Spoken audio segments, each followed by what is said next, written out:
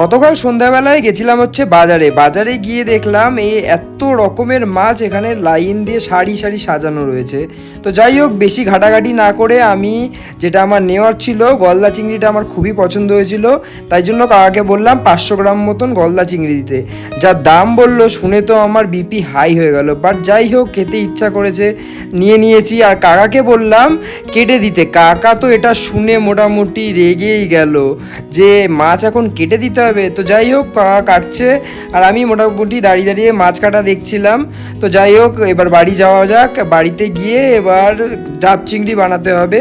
তো এটা ছিল পরের দিনের ভিডিও, সকাল সকালই উঠে বানানো শুরু করে দিয়েছিলাম ডাব চিংড়ি।